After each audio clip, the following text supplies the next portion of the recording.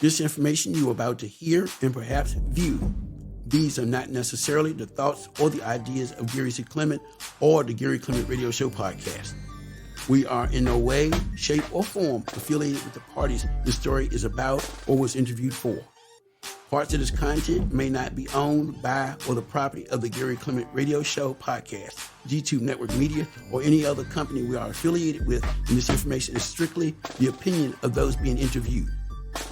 This content is for information purposes only, and although we may make reference to various news stories, we share our own independent beliefs about the content and provide our own opinions. Please enjoy the information. Haard News, hosted by Gary C.Clement.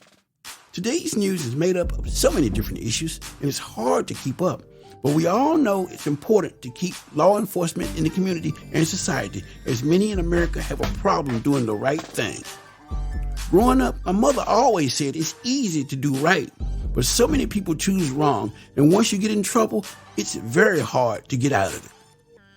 Haard News will tackle all issues that break the barriers of justice for all, freedom for all, and simply a good and strong meaning of democracy for all. The show covers politics, crime, gun violence in our communities, and will introduce guests who have a personal stake in these issues. So without further ado, please enjoy this week of Haard News, hosted by Gary C. Clement. Hi, my name is Gary C. Clement, and welcome to Haard News. The topics of discussion in this episode are, number 1, the influence of social media on today's young women. Number 2, the Latino life experience and street life. Number 3, rap music lyrics, what's good and what's bad.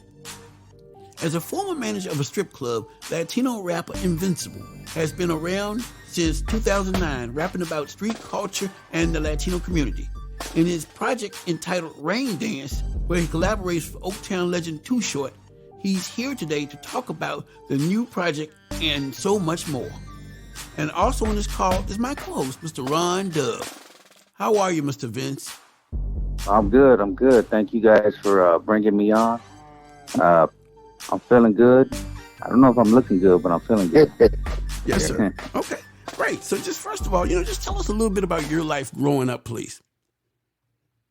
My life was, I kind of grew up around music my whole life. Like my mom playing, a variety of music. So I grew up in a very musical type of environment.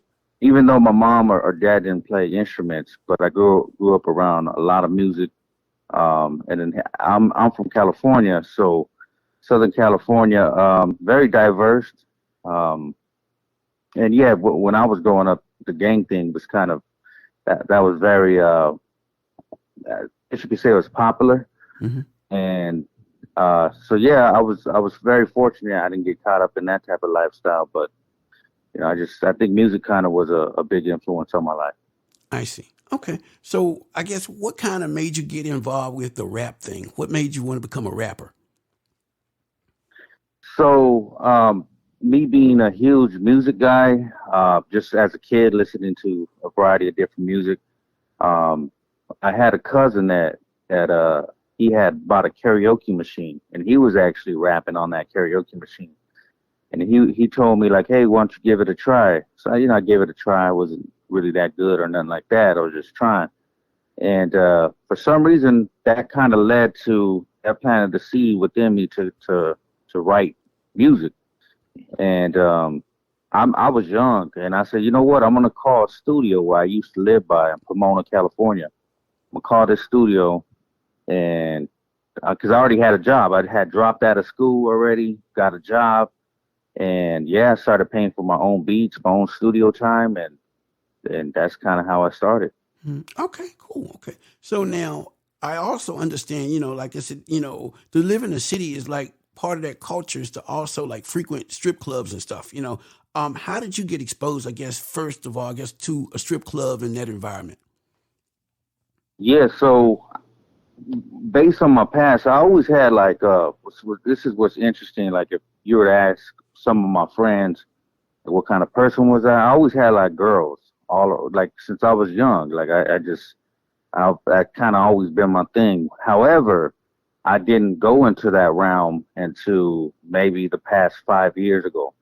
Had a friend of mine that was managing the club. He calls me up and says, "Hey, I think I might need your help." And said, "What kind of help do you need?" He said, "Well, I'm running a strip club. You might be the only person that I know that can actually can run it too. So would you be interested?"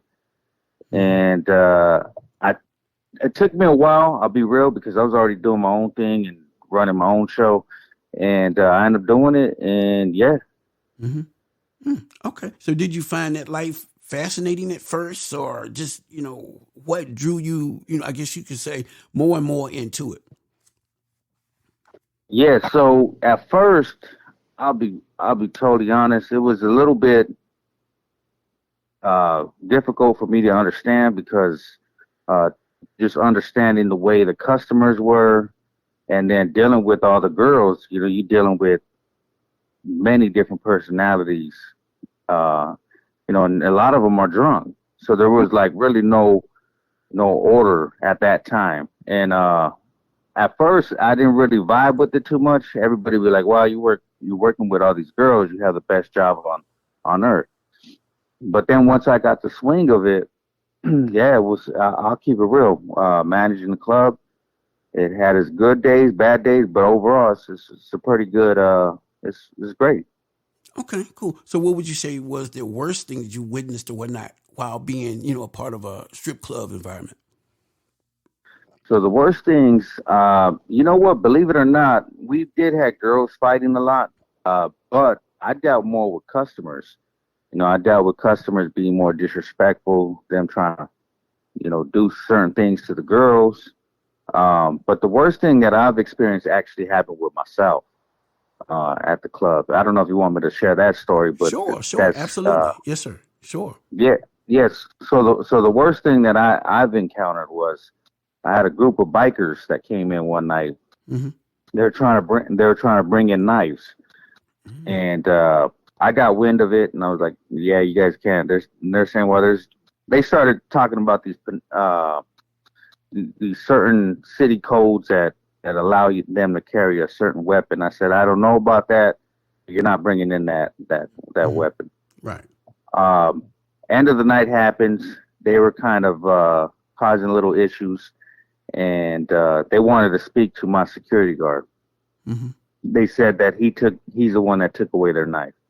So to make a long story short, a fight broke out. They started trying to jump my security guard. I run out there, and then I start getting jumped. And one of the guys had the knife, and so he started stabbing me on the head and then stabbing my security guard. So we were just basically fighting six guys, and one of them had a knife. Oh, wow. Wow. That's Mm. interesting. So I Yeah, guess after yeah. that experience, what was your thought then about managing a strip club? After that experience, I was I was livid, because I had pushed to have proper security, Mm-hmm.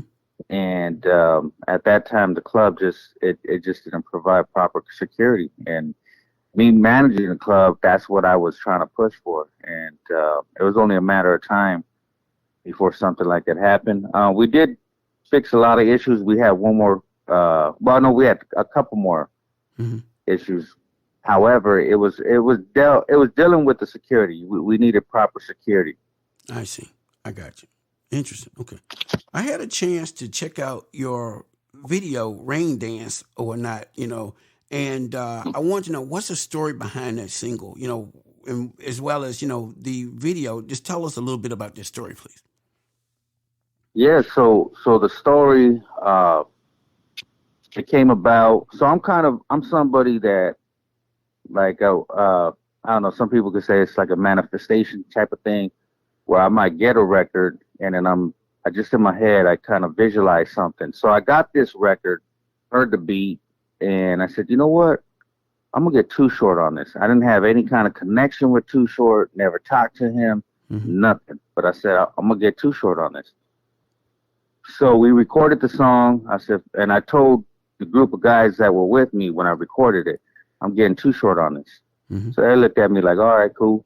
Uh, So I reached out to my connections and trying to get a hold of Too Short. I ended up getting a hold of him. Mm-hmm. He said he was digging the beat, and he did his verse, and we kind of came together and knocked out the whole thing all at like perfection at Paramount Studios, which is a real known studios out here in Mm-hmm. California.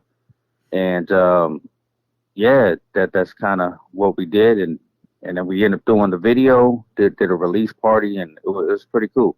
Cool. Okay. Okay. Now you have a podcast called Gentlemen's Club Diary. Tell us a little bit about that, please. Yeah, so the Gentleman Club Diary was something that, like stories. I never really shared the stabbing story, Mm-hmm. but there's many stories I have witnessed with customers, dancers, and I have a good relationship with a lot of these dancers. Mm-hmm. Because working in the strip club this is one thing too. When you work in a strip club, Mm-hmm. you become sort of like a family with everybody, Mm-hmm. and everybody kind of just like I still have like girls to this day like hitting me up and asking for advice or certain things. So you become really tight with some of the girls, Mm-hmm. and or just even everybody, your security, everybody that you're working with. Mm-hmm. So yeah, we just kind of doing that has influenced me to I never wanted to do a podcast, but it influenced me to kind of say, hey, you know what? Let's share these stories. Let's get some girls on that are real dancers. I'm a real manager, and let's talk about what it was like working at a strip club. I Mm-hmm. see. Okay, okay. And I had an opportunity also, like I said, to go through and check out one of the actual episodes and stuff. And what I saw, from your attitude and the way you handled yourself was literally very professional. I didn't see where you were actually, grabby and stuff on the girls or talking, nasty or bad, or any of that kind of stuff. And I said, this guy seems pretty cool to be, in an environment where he's actually having to work day to day with different strippers and stuff. And so I think this is going to go cool or whatnot in a sense of us doing an interview and trying to take a different, I guess take this from a different angle, more so than trying to do these stuff, that's real raunchy and nasty, that kind of thing. Because we don't do that kind of stuff, So I guess, Yeah. so talk a little bit about that in your approach and whatnot with these girls in regards to the stories that they share and how, you all decided to do this. Yeah, you know what? I feel like you can learn a lot from watching the show because, yeah, I'm not trying to get up on the girls. I might ask them a question here and there, but what I find interesting about like some people might say, well, what you're doing is you're highlighting like it's okay for the girls to do this or that. I said actually I'm not. Actually, if you know the background of the strippers, like this is what I find interesting. I said in the strip club, you find all different people of all different walks of life in there. You find doctors, you find your dentist, you might find even your pastor. You find so many different walks of life in that strip club. Mm. And this is what's interesting is because a lot of people may judge dancers. However, there's everybody going to a strip club to watch the dancers. So what's worse, the guys that are kind of hiding and are married or whatever? I mean, to me, that's maybe just as bad. So I kind of feel like they're providing a service, and they're not really trying to date the guys. It's work to them, and it's a lot of work. Mm-hmm. So I'm speaking for the girls that I've gotten a chance to work with. Now, of course, there's certain things that do happen on the side, or certain things like that. But at the end of the day, they're providing a service for certain people that may need that service. Mm-hmm. I see. I see. Yeah. So when it comes to a strip club, you being a former manager, what's acceptable for a man to do in a strip club and what's not acceptable? So yeah, at the club I was at, it was really basically if we caught you doing anything nasty like the girls doing, they're out. So they knew they weren't supposed to, and I would try my best to explain to them that they don't need to do that because of course, what I dealt with was when I first started managing a club, all the guys I would get this report every day from the girls saying, hey, this guy's asking me for sex. This guy's asking, so I would get that all the time, and I would have to pull the guy to the side and say, hey, we don't, we don't do that kind of stuff here, and I'm gonna have to ask you to leave. Mm-hmm. And that happened so often that I had to do that. Now, did things go on behind the scenes? Of course. I mean, you can't stop everything because things happen. But if we caught wind that you were doing something like that, yeah, you were definitely out. Mm-hmm. Wow. Okay. I didn't grow up, again, as I said before, I didn't grow up in a lifestyle that was like a strip club or, in the city or whatnot where strip clubs were prevalent.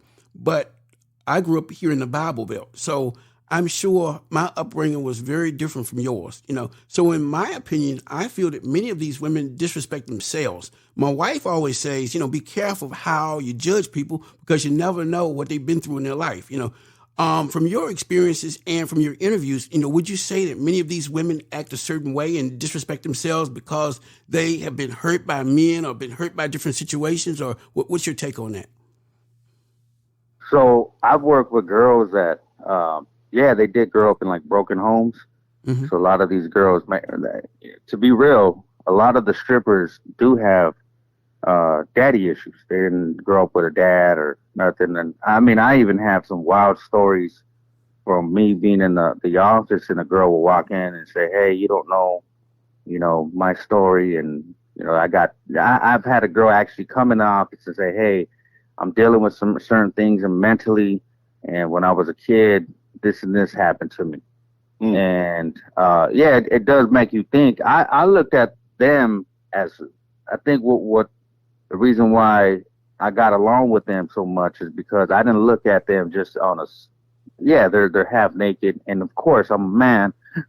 I might say, damn, some of them, but I never disrespected them. I looked at them as human beings. Mm-hmm. And I think that's why they respected me so much, because I treated them like everybody else. I didn't treat them no different because what they were doing.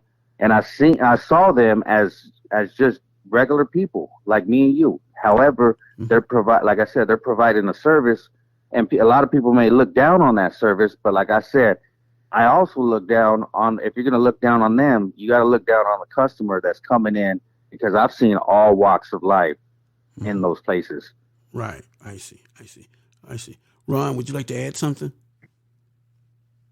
Yeah, I was looking at the video and I thought it was interesting, and I like the ones thing you said, hocus pocus, who's the dopest? And that was kind of cool, It was interesting too when you talk about the preachers coming in. I mean, you're offering a service, and I guess the preachers need a little service there too, some of them, but you know what, Ron? Like speaking to some of the girls, right? They said this. They said people are afraid to be judged. And what I'm starting to notice, and what I'm starting to understand, is that there's a lot of people out there. They judge a lot of other people. However, behind closed doors, they're doing a lot of interesting things themselves. Mm-hmm. And working at the strip club, there's a lot of interesting people that are in these places. Mm-hmm. That sometimes I've witnessed a married guy getting caught up at the strip club, his wife finding them there. I've witnessed a pastor guy, he was drinking and he's checking out the girls, and you get wind of certain things, and you start knowing. I had a doctor that you would never know that was trying to do cocaine with the girls in the back, and the girl tells me, hey, this guy, and he's a regular, he's there all the time. So you look at things and you're saying, okay, they're paying, they're going there to try to pay to get a lap dance or to see a woman. And so that's what I'm getting to. I'm getting to understand that people do hide behind, and their privacy, they do hide, and a lot of people do go to places like this. And if there was no rules or say, what would people really be doing? What would they be at these places? If they could get away with it, would they be at these places? So I feel like people do hide behind a lot of stuff. And that's something that I have witnessed from the front of my, I witnessed it a lot happening. Right. I see. Yeah. Yeah, well, you got people have to live in the real world. I mean, we can live in a fantasy make-believe world a world that we would like to believe, but in the real world, this is what's happening, and it's been back ever since the beginning of the time, So, but people might look down on that, but everybody's got some kind of notions toward wanting to, be in a sexual place where you get entertained, So, but you got a book that you could write. I mean, you're in a fascinating place, and with the characters that come through there, and the experiences that you had, especially like you said with the bikers and all that. I mean, that's book material. In fact, it's almost movie material, really. So your experience, man, is really out there. Yeah. I mean, I like talking about it because like I said, I have had tons of different stories, and that's why we started the podcast, because of these stories. But I you know what? I don't ever look down on these women. Matter of fact, some of these women are a lot more honest than maybe a girl you might meet at your local grocery store, and that's why I can appreciate them. So I try not to judge anybody, and some of the girls are doing it to kind of like a stepping stone. Some of them get stuck in that lifestyle, right. And there's no excuses for them. But me working with them, I've learned not to judge anyone. All right, and listening to some of your past lyrics or whatnot, some of your lyrics are kind of suggestive, I guess you could say. But then when it comes to, calling women bitches and whores, and I don't know, are you a father? Are you married? How does, to take those words or whatnot and basically turn them around to have someone refer to your wife or your daughter that way, how would that make you feel? Yeah, so that's a really good question. So you might look at rap music as something. So I'm not a father and don't have any kids yet. That might change here in a couple of years, but we'll see what happens. Now, me as a rapper saying these lyrics and stuff, people got to understand that I always say this, doing music, you might hear a song where a guy's talking about, like if you look at NWA, they might talk about killing and this and that. It's like, man, none of these guys are really doing that. I talk about, I might say, am I allowed to say the B word? Sure, that's fine. Yeah. So I might say bitches and stuff like that, refer to them. Now, I'm just saying there's certain girls that might be that, or they might be a certain way. Like I said, me being around a lot of women, I've hooked up with many different women that I wouldn't do it now. I won't hook up with a married woman now. But when I was younger, I didn't really care. I was like, man, but now I know how wrong it is. But I've worked with different women, some good, some bad. And so I'm referring to them, not referring to all women as bitches and hoes, because not all women are bitches and hoes. Right. I understand. I got you. Okay. And then also, when it comes to a strip club, would you say that a strip club, promotes drug use, alcohol abuse, mental illness, all of these bad things and stuff that could happen to the women while they are there? And is there anyone basically trying to, school them or educate them about what to do, what not to do? Are they just there basically by themselves on their own dime, basically? So drugs were not tolerated at all. Matter of fact, one thing about me, and I'll give you game on this, because the nightclub and strip club environments, you have a lot of guys that go in there offering the girls cocaine. That was like the biggest thing. So, and I'll keep it real, some staff used to do cocaine. Now, for me, I've always been against drugs. I'm not going to say their name, but when I was younger, I witnessed a very popular artist working with me, and he was on. I don't know if it was called. I don't know what he was on, but he was on something. And I always remember, like, I don't ever want to be like that. Right. So me being in that environment, as far as alcohol and that. So this is what happens. A lot of women are on cocaine. I'll keep it real. We don't promote that, and we don't allow any of that. If any of them got caught with that or are doing that, yeah, they're out the door. So yeah, we don't definitely promote that. And see, what's crazy is I just mentioned it was a doctor was offering the girls cocaine. Wow. This guy, if you were to see him, you would never assume this guy was on cocaine. So he's there. The girl, and look at the girl came up to me and said, "Hey, this guy's offering me cocaine in the back." So she didn't have to do that. So I mean, there are some good girls. There's some really good girls, and when I would talk to them, I would try to put them up on game. Like, hey, you're making all this money. Like, use this money to invest in something. I don't know, trying to get you a property or something, or invest in something, a duplex property. I don't know. There's so many different ways that you can utilize this money, and I would try to do my best to give them game as far as getting out of that lifestyle. Right. Can I ask you? Go ahead. Can I ask you? When you're dealing with rap music lyrics, right? And I was on YouTube looking at the good, the bad. I call it the good, the bad, and the ugly, but of the rap music lyrics.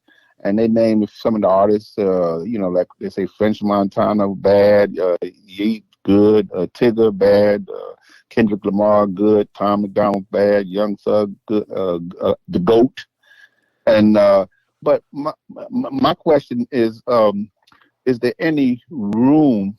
I mean, I know rap is an expression, outward expression of people's inward feelings. And sometimes, even though those feelings might not come out the way other people like it, they got to come out, and you got to express yourself. You got to get it out your system. Otherwise, it'll just stagnate.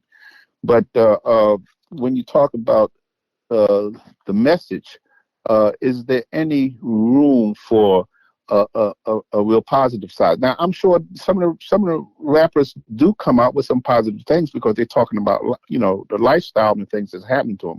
But I keep thinking about the Gil Scott Herons, when he was out, and I did talk to some expert, people who are in the industry, and they spoke about, well, the rappers have to go with the money. I mean, they want to do stuff, but if they don't do the stuff that's popular, they won't make the money. But then, what about the sacrifice?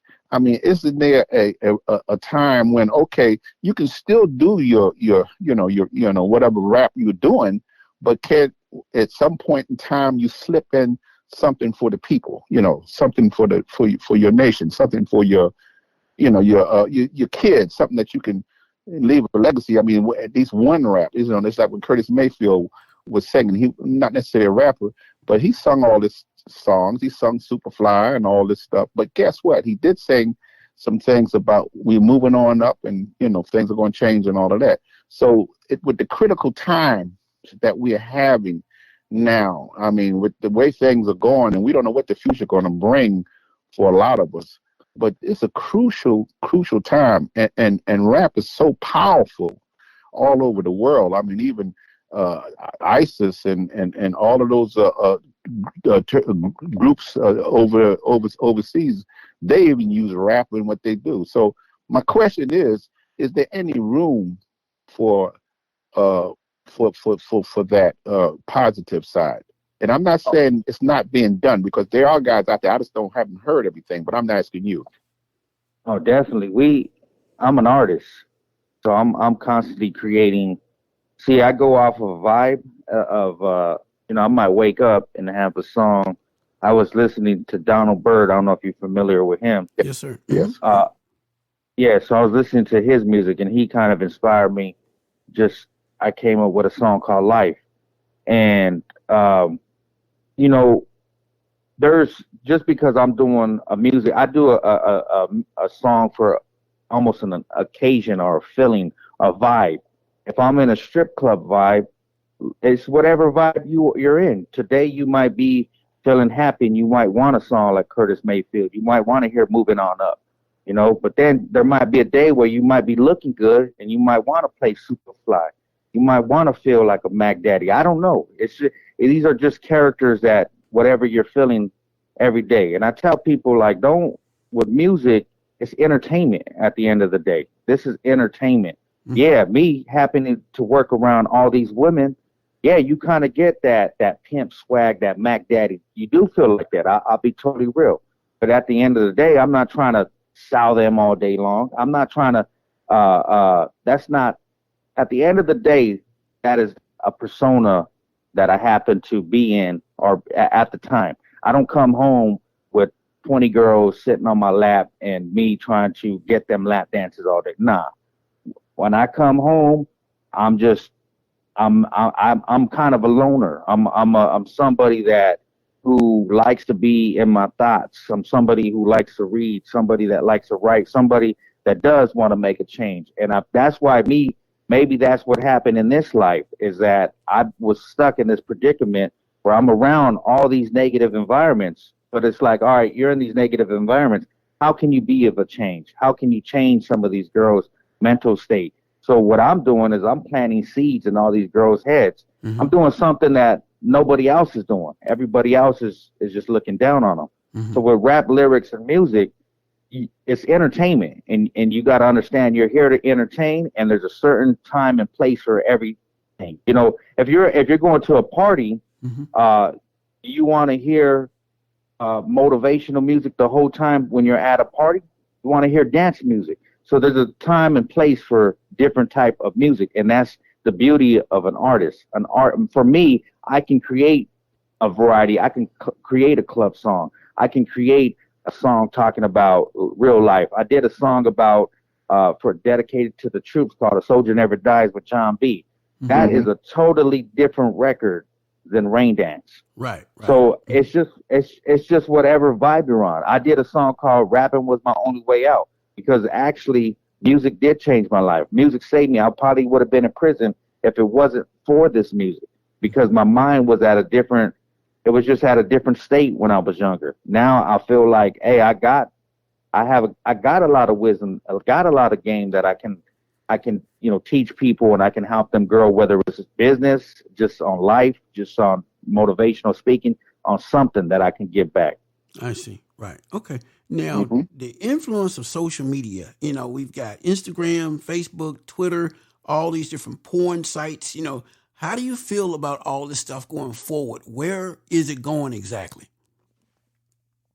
Yeah. So social media is, it's like a highlight of all your good, right? Your highlight of your special moments, supposedly. So I think it could be very toxic, because you look at it, some people might think that you're just always, I went through a very difficult time in my life.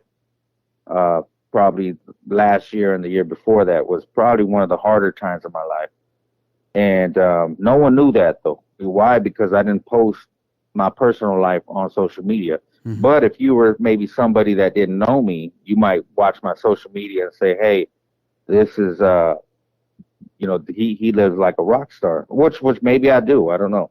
Mm-hmm. But yeah, I think it can make you want or be envious of maybe other people, because you might think that they're living a life of, it's like a rapper. A lot of people think rappers got all this money and stuff. And honestly, I've been around the industry, and you gotta be very business savvy. You gotta have different, unless you're like a Drake or something, mm-hmm. or if you're not making 10 to 15 to 20,000 a show, then you might have to have side hustles. Mm-hmm. So yeah, it's for me, it's just kind of it could be definitely a little bit toxic. And then with AI too, I mean, they're coming in with music. Yeah. So I think now we're getting into a weirder time where it's maybe AI might have more of an impact. Right. So yeah, that's where I kind of look at social media. There was another question you asked too. Mm-hmm. I don't know what was that. Well, actually, I guess let me do it like this, because basically I brought all that up to basically say, like, in addition to that, you've got OnlyFans. So you've got all of these girls and stuff that are in the strip club, stripping by night or whatever, and then they're working on their social media and stuff in the daytime, and are able to clear $100,000 a month or whatnot with OnlyFans and all these different things. At some point, something's got to give because, as you say, like I said, they're going to get overloaded with something. And what I see is mental breakdowns. Like you said, some of them are doing drugs, some of them are alcoholics. There are a lot of things and stuff going on. And I guess I don't see any kind of cure in a strip club at all. That's what I'm getting at, basically. Yeah. Well, in the strip club, the girls kind of come and go. Mm-hmm. Some of them do, like I said, some of them get stuck in that environment. But I think if they have good management and the people kind of, it's kind of a temporary thing. It's just something to do to help them, maybe pay for certain things in life, pay for the rent, pay. So yeah, as far as like OnlyFans and all that kind of happened real big when the pandemic happened because they closed out here in California. Mm-hmm. They closed all the clubs down, so none of the girls were able to work. So they started doing OnlyFans and trying to make quick money on the OnlyFans. I don't know. You know what? This is a question maybe I have for you guys because sure. What are your thoughts on these services? I know my thoughts. My thoughts have, and people may say, well, that's kind of wrong. You think that way, but there's a reason to why I think the way I do, and like I said, I think maybe because I witnessed the regular 9-to-5 worker at the strip club or going on his break. Like I said, there's some guys that don't actually have a family, and I never understood this until I talked to them. But there's some guys that might go to a strip club that on a holiday, on Thanksgiving or something, and they just need someone to talk to. Well, you know what? Go ahead, Ron. If I'm commenting on that, you want to know opinion. First of all, I want to hit the first thing you said about some of the girls, reasons why they do what they do. But I think Megan Thee Stallion could be an example of a rapper, a girl that does what she does. She's a rapper, but she also went to college and got herself I think it was a bachelor's degree just recently. And that's a beautiful story. I mean, she did what she did, but guess what? She had her eye on, going further, and that's a good example because a lot of the women, they're doing what they have to do to survive. I think it's a matter of survival for one, but now when you talk about the social needs of a lot of people, us, men or whatever, guys need to have an outlet for that sexual side of things, and women provide that. But the girls in the past, they didn't have too much of an opportunity to make money. I mean, if some of them complain about the jobs, a lot of women in the past, going back in my history, they went on welfare because if they had babies, they could, get a little extra money and survive. And the jobs weren't there for a lot of women if they didn't have a lot of education. So I guess people are going to gravitate to what's going to make money in order to survive. I mean, it comes down to survival, I think, in a lot of cases.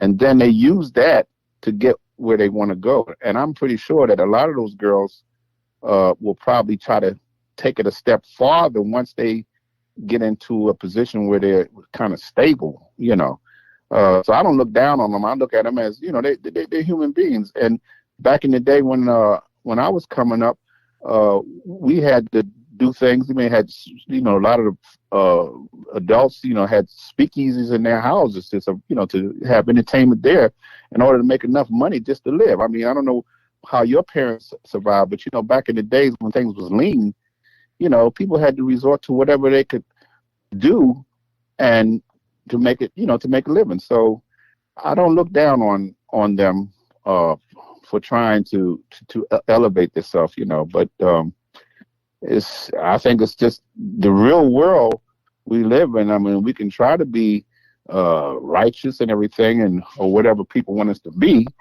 but the final outlook is, are we going to survive? So, okay, I give them respect. Right. Okay. So Vince, let me ask you this. Okay. Once you actually had an opportunity to talk to your mother and father and actually tell them, well, Mom, I'm basically the manager and stuff now at a strip club. How did she respond to that? How did your father respond to that? So you know what? My mom, she's never been comfortable with a lot of stuff that I've done. Mm-hmm. My dad, he's kind of, I grew up. I don't want to say a broken home because my dad was there for most of my life. Mm-hmm. We didn't have a very close relationship. Now we're cool. He's Mm-hmm. older now, and we're cool. But my dad, he's not really. He didn't really have a big say so as far as anything like that because I don't live with them. But Right. my mom, she was a little I'll be real. Mm-hmm. She was even uncomfortable with the podcast. Mm-hmm. But as we kind of go through it, and I explained to her, I think she's starting to understand a little more. And I think maybe she's kind of fascinated on, like, when I get into customers, like a conversation about the customers, she's kind of fascinated with that aspect. And I think she might be fascinated on why girls do the certain things in the strip club, because I have tons of stories as far as, why maybe certain things happen. Mm-hmm. Like one girl was telling me, she says, why do you look down on me when, a lot of people say, oh, we're using our body to make money, but don't you use your body? Don't the construction worker that's outside use his physical body to for exchange for money? Mm-hmm. And so we got into a whole conversation about that.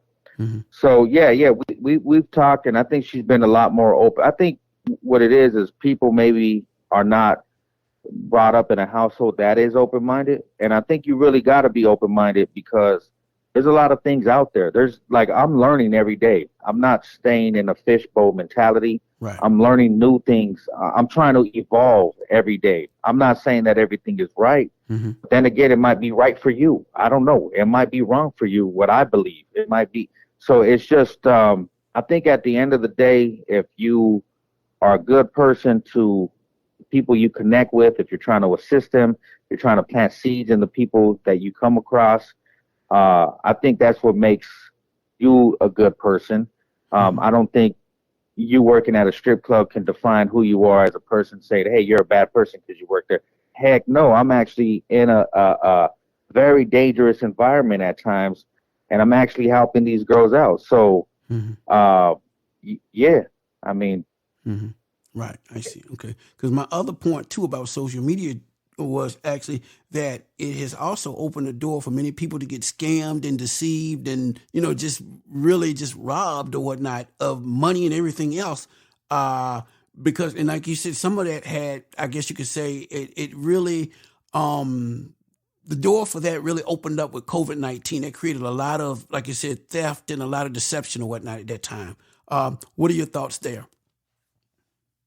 Yeah, you know what? I wish they could do something with that scamming, because they got a lot of people that might hit you up with a fake account, say, oh, you can make money this way, make money.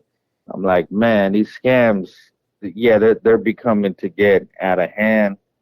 But then again, there's a lot of people scamming everywhere you go, man. You can go to, when you're buying a new car, and the car dealer is just, he's gonna scam you. You may not know it, but he's scamming you at the end of the day. Shit. I mean, so it's like we're getting scammed in a lot of different areas. I mean, I could pinpoint a bunch of different areas of where we might get scammed or have gotten scammed on. But yeah, the social media thing now is digitally. Now people are doing it social media wise. Right. That they're learning how to scam and do some crazy things on there. So yeah, I'm very disappointed in that. I wish there was more that we could do about that, but yeah. The music industry has changed over the years. What's your overall thought about the music industry today? Yeah, so music, it is a little bit of a weird industry, man. Like if somebody was to say, hey, or there was somebody that's trying to just barely freshly get into music, would I advise it? Now, I don't ever want to rain on anybody's parade as far as dreams. But, I think growing up, I'll shed light on this. We got time to kind of shed light on this? Absolutely. Yes, sir. Sure. Okay, so I sometimes get into talking about this because I spent hours and God knows how much money I put into my career over the years. And I've even had investors that believed in me. And I've done a lot for trying to build up my career, my brand. And so I would tell somebody, you got to have thick skin for sure. And you have to do this, and you would realize that if you're not passionate about it, they'll soon fizzle out, because there's really, it kind of is like hitting the lottery. And, not everybody just blows up. It's not, you got to put in a lot of work, a lot of dedication. This is a job, and this is a job with no pay. So you might not be getting paid for years. Throughout the years that I've been doing music, I haven't nowhere near have got the money back that I've invested. So you know what? As far as music, where it's going, I don't know. I feel like they're kind of shortchanging the artists, and it was already bad as it was, me coming up, where we're trying to figure out ways to make money musically, and now I think it's gotten even actually a little bit worse. So would I advise people to get into music? I mean, I just want them to be aware of it. Is there money into making music? I'm pretty sure there is, maybe for a bigger artists, and maybe getting music placements on movies and soundtracks and commercials. So yeah, there's certain ways, and I think that's for artists. We got to start thinking of it as a business. And I think if you can get into a business mindset while doing the music, I think you'll be all right. I see. Okay. And you work with quite a few people already, in your career. Is there anybody else that you want to work with or you have not worked with? Yeah, there's a lot of people. Most of the people that there's an artist that I had always wanted to work with. His name is Raphael Sadiq, and I just I like his I like what he can do production wise. I like what he does as a singer, as a writer. But he's definitely an artist. There's probably a few others, but I would say he's probably one of the few that kind of comes to mind. I mean, there's probably some other musical guys out there that I definitely want to, but he's the first one that comes to mind. Yeah, Tony. Yeah, definitely. Yeah, okay, cool. So as far as people wanting to, connect with you, listen to the music, learn more about you, what are your social media handles so they can, find you on the internet? Yeah, so the podcast is Gentleman Club Diary. You can basically find it's gentleman without the S, so not gentlemen's, it's Gentleman Club Diary. You can find that on Instagram at Gentleman Club Diary. You can find the YouTube channel, Gentleman Club Diary. You can just pretty much search it, and I'm pretty sure something will come up under the Gentleman Club Diary. So we got it on the Audio Boom, so it should be on like Amazon, on Spotify. You should be able to find us there, or you can find the actual videos of what we're doing to the channel on YouTube, Gentleman Club Diary. Twitter, we just started a Twitter, G Club Diary. So my personal handle is OG Invincible, so it's OG Invincible. I spelled my Invincible like my name, so it's Invence, VINCE, and then Able, ABLE, OG Invincible. We really do appreciate our guest who participated in this episode, and we hope you learned something that will bless your day and your life. For all who are interested in learning more about the Gary Clement Radio Show podcast, please visit www.amazon.com and order my book, The Gary Clement Radio Show, When Strong Afro-American Men and Women Stand Up. It covers everything about us and features a variety of Afro-American personalities who speak out about the importance of education and literacy in the Black community. Well, we thank you for tuning into our podcast. Please send us your email address so we can contact you when we have new releases and new episodes and new projects as well. You can reach us at gccpresents@yahoo.com. And also, if you're interested in submitting any materials or want to get in touch with us, please do so by simply sending an email to gccpresents@yahoo.com. That's G as in Gary, C as in Charlie, C as in Charlie, presents@yahoo.com. So until next time, do take care. And this is a G-Tube Network Media production.